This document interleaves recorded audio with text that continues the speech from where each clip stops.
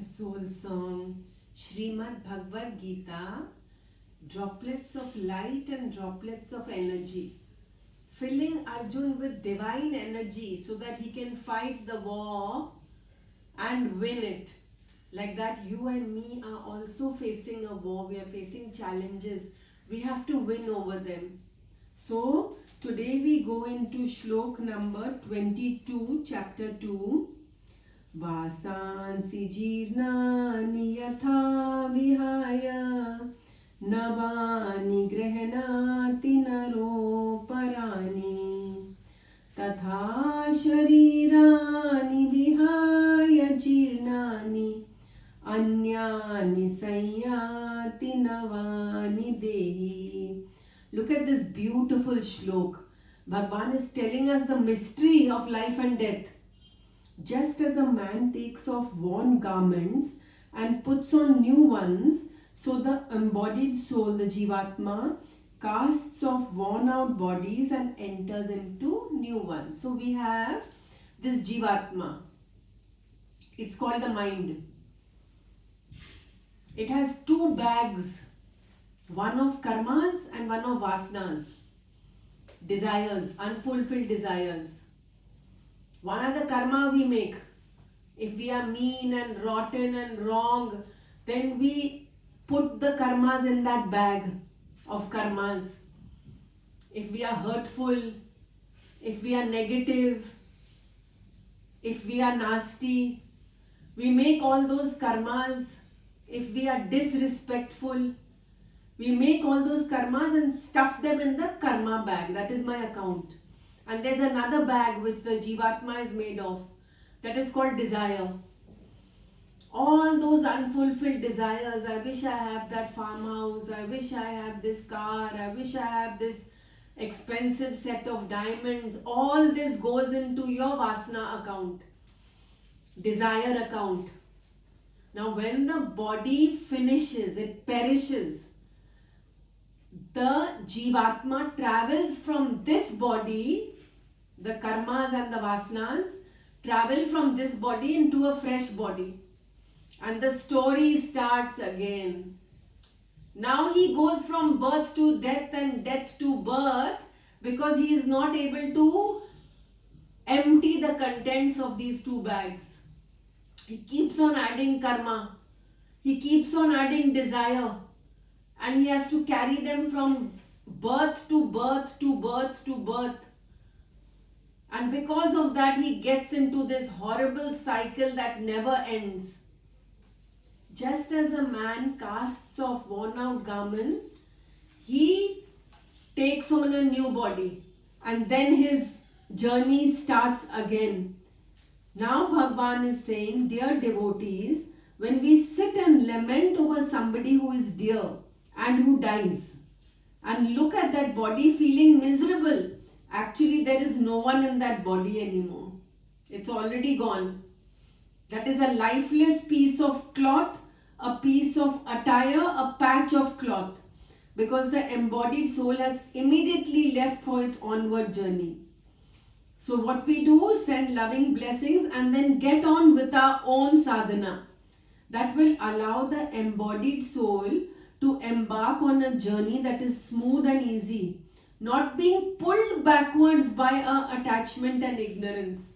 So what you all make this mistake, when the body is dead, the Jivatma, the embodied soul, it leaves that body, takes its guttery of karmas and desires, and it enters another body. Okay?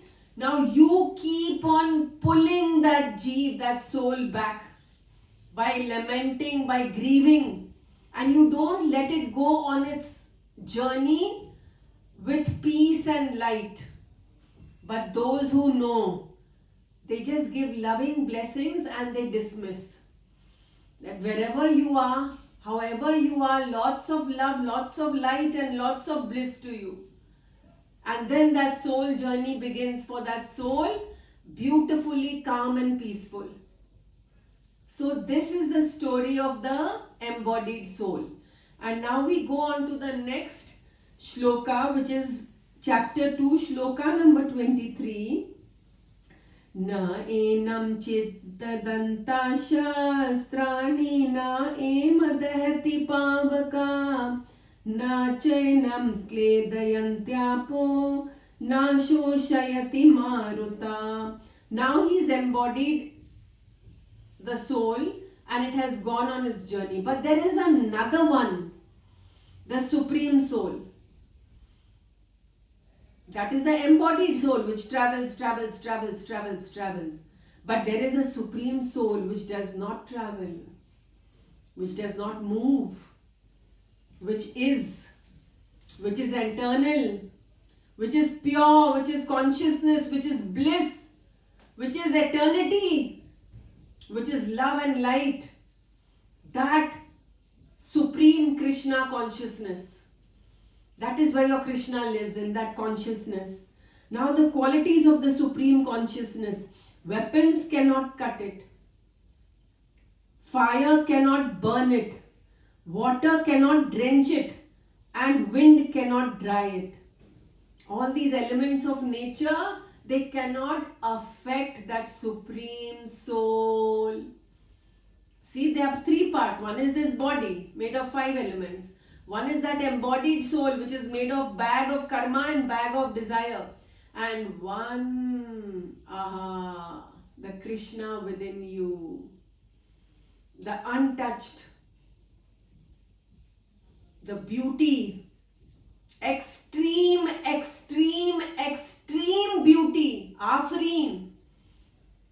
Afreen means exquisite beauty, which is not to be seen in anything of this world. However beautiful someone be on this earth, it is nothing compared to that Krishna consciousness beauty. The soul. Not a patch on it. And that soul is eternal, and that soul is love, and that soul is light. Weapons cannot cleave it. Fire cannot burn it. Water cannot drench it. And wind cannot dry it. Which goes to say that the elements of nature which affect us so much, they cannot affect you when you are in the higher consciousness. They cannot affect you. It is larger than all that pervades. It is me in the end. Jesus Christ says, I am the Son of God. He starts with that Mahavakya. I am the Son of God. He is my Father. And in the end, when he was crucified and he gave the truth to his followers, he said, I and my Father are one. You and Krishna are actually one. You yourself are that Supreme Consciousness, that Krishna consciousness. That I am. Chapter 2, Shlok number 24. Achedyoyam adahyoyam akledyo ashosya evacha nitya sarvagata sthanur achalo ayam sanatana. The self is uncleavable. 1,000,000 arrows pierce this body, but the soul cannot be pierced. No weapon can penetrate it. It is incombustible.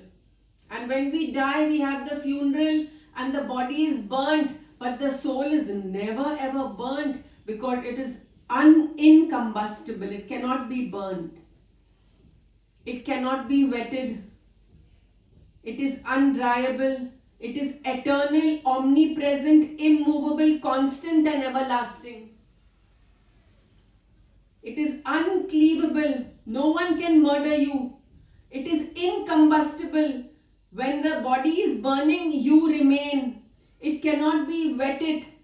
So you have no fear of drowning. It cannot be blown away by the wind of emotion, pain, or tornadoes of upheavals. They cannot touch the Supreme Soul.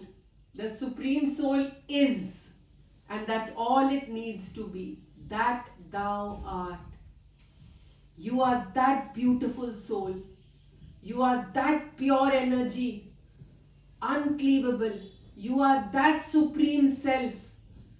You are that beauty, calm, peace, and bliss. You are that. Have no fear of being killed or dying. This is just a cloth. It keeps changing clothes, but the Supreme Soul is changeless.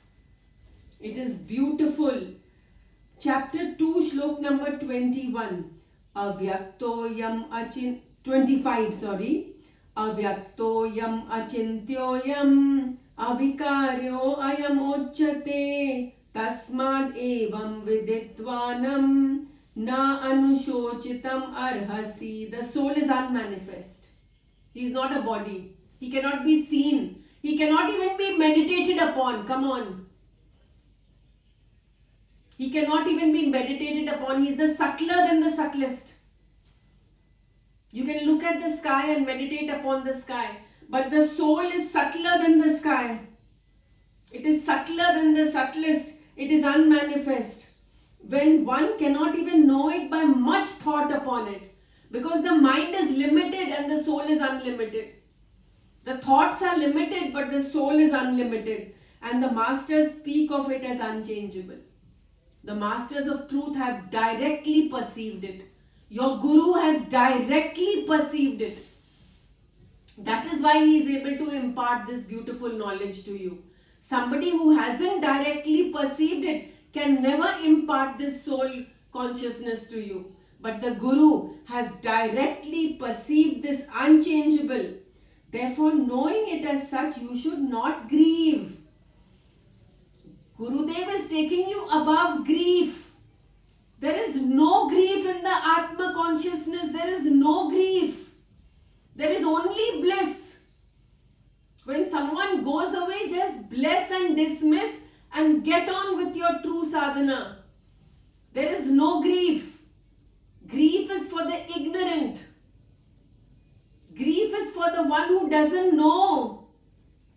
But for the one who knows, for the one who is wise, there is only bliss, bliss and more bliss.